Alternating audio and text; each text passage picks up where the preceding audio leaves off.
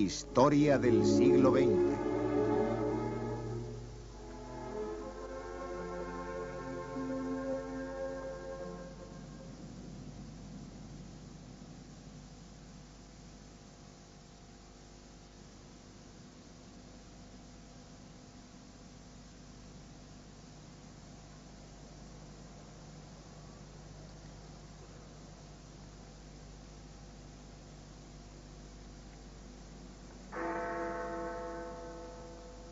En estos 2 breves minutos de silencio, el pueblo del Imperio recuerda. Rogamos para que nuestros gobernantes continúen su labor para evitar que el terrible error de los años 1914 a 1918 se vuelva a repetir. Un año después, cuando este hombre, Neville Chamberlain, fue nombrado primer ministro, la paz ya empezaba a tambalearse. Su tarea fundamental sería la de tratar de evitar ese peligro. Su política se resumía en una palabra: apaciguamiento. Razones para el apaciguamiento. Chamberlain ya había presenciado cómo una gran guerra asolaba Europa. Sabía que otro conflicto así destruiría la civilización. Pero Mussolini, el dictador italiano, iba en busca de la gloria militar para sí mismo y para su país.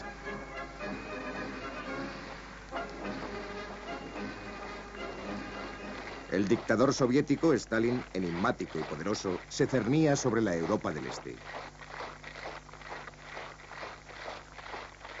Y Hitler, Führer de Alemania, soñaba con dominar Europa. Era el mes de marzo de 1936. Desafiando el Tratado de Versalles, Hitler había vuelto a ocupar Renania. Los británicos y los franceses no hicieron nada para evitarlo. Hitler exhibió machaconamente su triunfo ante el pueblo alemán. Su mensaje llegó hasta Gran Bretaña a oídos de Chamberlain. Como ministro de Hacienda, Chamberlain no puso objeciones al rearme de Gran Bretaña, pero le desagradaba tener que hacerlo mediante una subida de los impuestos y a través de préstamos.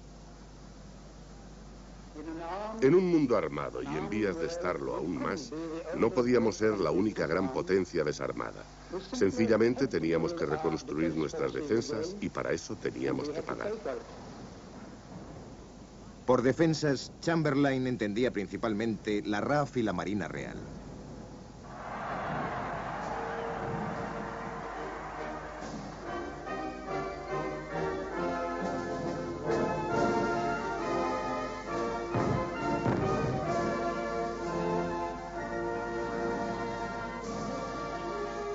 La tarea de la Marina consistía en proteger el Imperio Británico, que se extendía desde India, África y Canadá, a través de Nueva Zelanda y Australia, hasta el sureste asiático. Con el fin de proteger el imperio en el lejano oriente, se había iniciado en 1921 la construcción de una gran base naval en Singapur.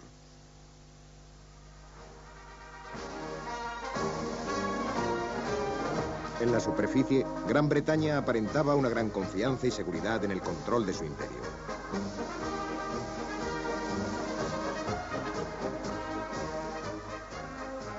Pero la defensa de ese imperio iba a presentar problemas insolubles. Entre otras cosas, los británicos no podían permitirse un conflicto bélico en Oriente y al mismo tiempo combatir a los dictadores en Europa. Muchos pensaban que el mejor modo de evitar la guerra era apoyar a la Sociedad de Naciones. La idea demostró ser cuando menos algo utópica. En nuestra opinión, no existe disputa entre naciones que no pueda ser resuelta por medios pacíficos. Pero el pueblo de Etiopía había podido comprobar la futilidad de esas palabras cuando su territorio fue ocupado por las tropas italianas en 1935. Mussolini estaba construyendo su propio imperio en el este de África y la Sociedad de Naciones no hacía nada para evitarlo. Se produjo una escena realmente intolerable cuando el emperador derrocado se enfrentó a la Sociedad de Naciones. Los periodistas italianos le silbaron con desprecio. Haile Selassie les hizo frente con una dignidad llena de dolor. ¿Acaso las naciones aquí presentes, inquirió Haile Selassie, van a sentar un terrible precedente al ceder ante la fuerza? ¿Qué respuesta he de llevar a mi pueblo? La Sociedad de Naciones no le dio respuesta alguna. Pero en Gran Bretaña el deseo de paz era tan intenso que muchos siguieron apoyando este organismo, especialmente los más jóvenes. Confiaban sinceramente en que nadie podía en serio desear la guerra.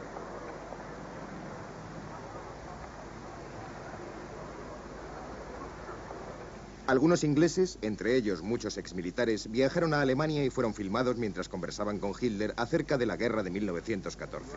Su postura les pareció razonable. ¿Y acaso no era razonable que las tropas alemanas volvieran a Renania, que era, después de todo, suelo alemán? Nosotros, los soldados británicos, sentimos siempre un gran respeto por nuestros enemigos alemanes durante los años de guerra, desde el otro lado de las trincheras. Fuera o no razonable la postura de Hitler, en Inglaterra el líder del Partido Laborista, Clement Attlee, consideraba que había muchas razones en contra del rearme. El gobierno es capaz de recaudar una gran cantidad de dinero para buques y aviones de guerra. ¿Por qué no es capaz de recaudar fondos para garantizar seguridad, vivienda, ropa, alimento y los medios para una vida feliz? Sin embargo, hasta los más pobres iban al cine. En este noticiario se muestran imágenes de bombardeos aéreos en la Guerra Civil Española. 4.000 bombas fueron lanzadas desde el cielo azul hacia un infierno que se ensañó salvajemente a lo largo de 5 sangrientas horas. Esto era una ciudad y sus casas eran como la suya y la nuestra. La lección estaba clara. Gran Bretaña había dejado de ser una fortaleza aislada por el mar. Sus ciudades y sus gentes eran susceptibles de ser atacados fácilmente desde el aire. Y los aviones que habían bombardeado Guernica eran alemanes. Mientras Alemania alardeaba de su potencia militar, el pueblo británico y sus líderes podían imaginar, casi lo estaban viendo, a la Luftwaffe sobrevolando sus ciudades. Neville Chamberlain fue nombrado primer ministro en mayo de 1937. Desde un principio demostró una preocupación muy especial por la política exterior. En noviembre envió a Berlín a Lord Halifax, que pronto sería designado ministro de Asuntos Exteriores, con el objetivo de averiguar cuáles eran los propósitos reales de Hitler en Europa. Hitler no le explicó nada a Halifax. Al contrario, la visita se redujo a un cordial acontecimiento social. Sin embargo, el 12 de marzo de 1938, 4 meses más tarde, las tropas de Hitler entraron sin encontrar resistencia en Austria. Cualquier protesta quedó ahogada en una explosión de desbordante entusiasmo. En abierto incumplimiento del Tratado de Versalles, Hitler declaró la Anschluss o unión de Austria con Alemania. Regresaba a la tierra que le había visto nacer como Führer del Gran Reich alemán. Ahora Checoslovaquia Occidental estaba rodeada por la nueva Alemania. Allí tenían su asiento los núcleos industriales de la nación checa, las fábricas y las minas. Allí se alzaban también fortificaciones vitales para la defensa de Checoslovaquia. Los checos disponían de un ejército eficiente y bien equipado, pero contra el enemigo interior tenían bien pocas defensas. 3 millones de alemanes residían en Checoslovaquia, la mayor parte en el área fronteriza conocida como los Sudetes. La propaganda sobre el nuevo Reich alemán que les llegaba a través de la frontera hacía que aumentara su disconformidad y su desprecio hacia los gobernantes checos. En abril de 1938, Konrad Henlein, líder del partido germano Sudete, respaldado por los nazis, exigió la independencia de los Sudetes. Era una exigencia cruel. Para los checos suponía no solo perder a los alemanes, sino sobre todo su poder industrial y sus defensas. El presidente checo, Benes, debía al parecer elegir entre conservar los Sudetes y correr el riesgo de una guerra con Alemania, o ceder ese territorio y mantener la paz. Si decidía no tomar esta última iniciativa, Benes contaba con el apoyo del pueblo checo, irritado por las exigencias alemanas. Podía ordenar la movilización de su ejército y desmontar la fanfarronada de Henlein y Hitler. Benes también podía apelar a la ayuda de Francia, aliada de Checoslovaquia desde 1924. Pero esa perspectiva alarmaba al gobierno francés, encabezado por Édouard Daladier. En abril, Daladier viajó a Londres para tantear la postura británica. Chamberlain le advirtió que no contaría con la ayuda británica si se embarcaba en una guerra por los Sudetes. La política francesa se acababa de hecho en la línea Maginot, un sistema de fortificaciones enormemente sólido que había sido construido por los franceses a lo largo de la frontera con Alemania. Esta era la respuesta francesa a cualquier amenaza futura desde Alemania.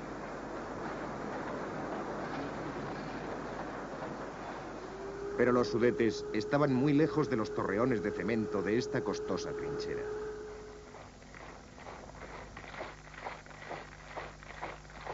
Hitler siguió presionando. El domingo 12 de septiembre exigió la autodeterminación de los alemanes de los Sudetes y amenazó con enviar ayuda militar.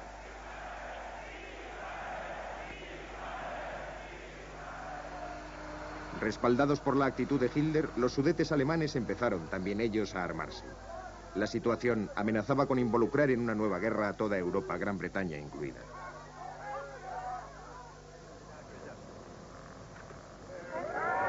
El primer ministro británico decidió intervenir por iniciativa totalmente propia. Viajó para reunirse cara a cara con Hitler, el Führer alemán, en un intento de salvaguardar la paz.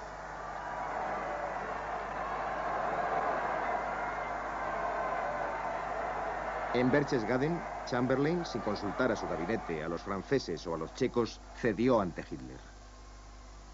Admitió la autodeterminación de los alemanes de los Sudetes.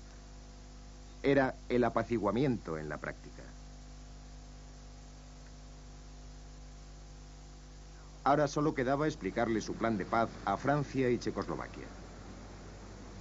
El 18 de septiembre, Daladier llegó a Downing Street para discutir los términos. Finalmente, también él aceptó las exigencias de Hitler. Ahora, todo dependía de la reacción de los checos, si es que decidían aceptar los términos.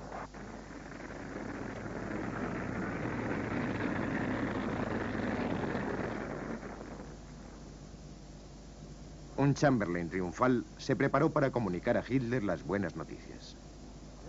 La paz europea es mi propósito último. Y espero que este viaje pueda abrir el camino para lograrlo.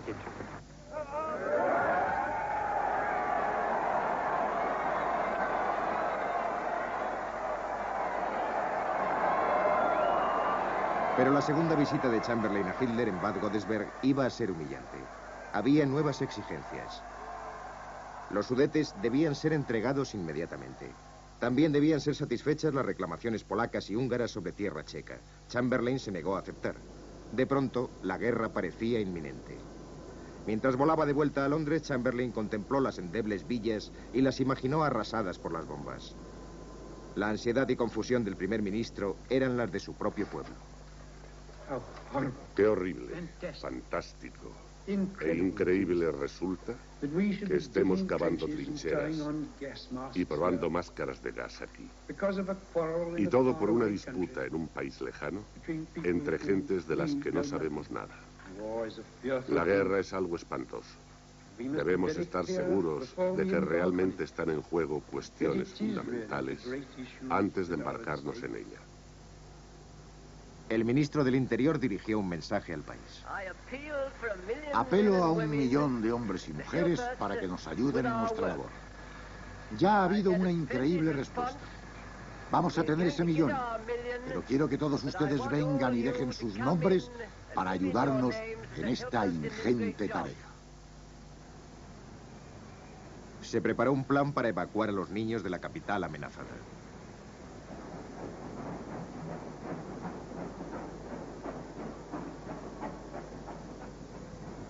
Apresuradamente se seguían construyendo más aviones.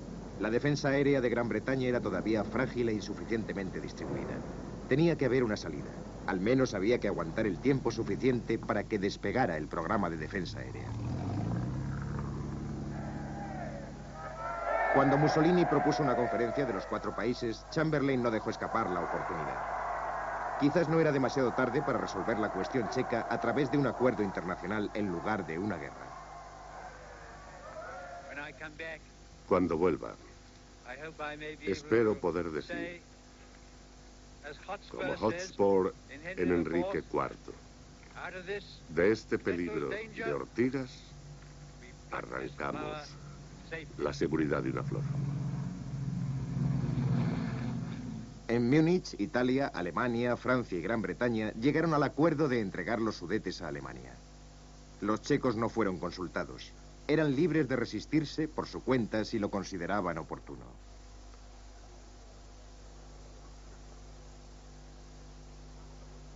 Y mientras tanto, la paz de Europa quedaba garantizada por otro documento firmado por Hitler y Chamberlain, la famosa paz de papel. He tenido otra conversación con el canciller alemán Herr Hitler. Y aquí tengo el papel que contiene su firma y la mía.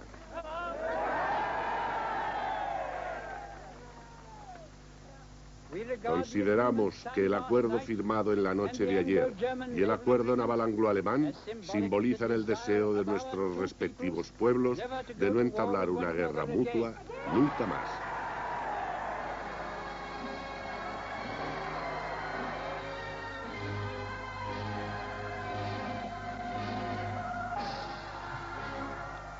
El futuro dará las gracias a Dios, como nosotros lo hacemos ahora, por haber hecho que en estos momentos de desesperada necesidad nuestra seguridad haya sido salvaguardada por un hombre como Neville Chamberlain. En marzo de 1939, Hitler hizo añicos el acuerdo de Múnich y con él el Estado de Checoslovaquia. Estaba claro que sus próximas exigencias iban a dirigirse contra Polonia. Era el momento de que Gran Bretaña reconstruyera el flanco oriental que había sido agujereado en Múnich. El gobierno británico se comprometió a defender Polonia y Rumanía, pero aún quedaba por saber cuál iba a ser la postura de la Unión Soviética. La debilidad militar de este país alimenta a sus enemigos potenciales. La opinión pública es cada vez más favorable al servicio militar obligatorio en todas sus formas, y especialmente en la más elevada. En junio de 1939 se introdujo el servicio militar obligatorio para los varones entre 18 y 20 años. A los reclutas se les instruyó enseguida sobre el uso de armamento moderno. La paz no iba a durar mucho.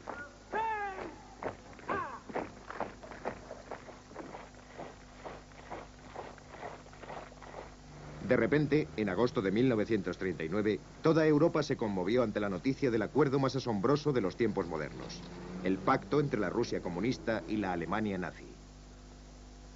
Ambas habían decidido enterrar las hachas que habían estado mostrándose mutuamente y habían decidido enterrarlas en Polonia.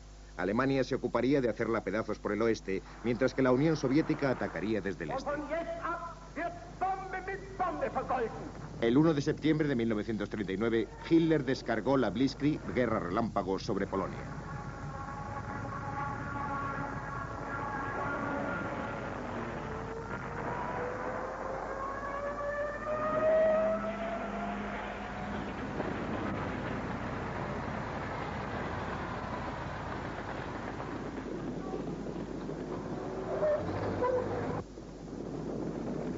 Los polacos se desgastaron en contraataques desesperados, llegando a emplear la caballería contra tanques y carros blindados. Estaba claro quién llevaba las de perder.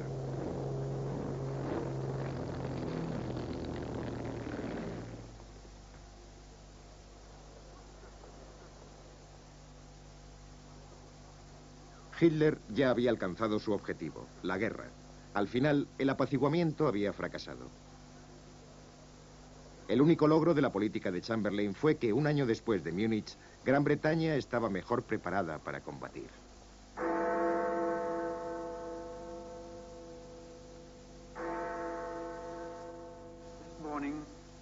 Esta mañana, el embajador británico en Berlín ha entregado al gobierno alemán el comunicado definitivo, según el cual, si este no anuncia antes de las 11 que está dispuesto a retirar de inmediato sus tropas de Polonia, existirá un estado de guerra entre nuestros países. Tengo que anunciarles que tal compromiso no ha llegado a nuestras manos. Y por consiguiente, este país está en guerra con Alemania.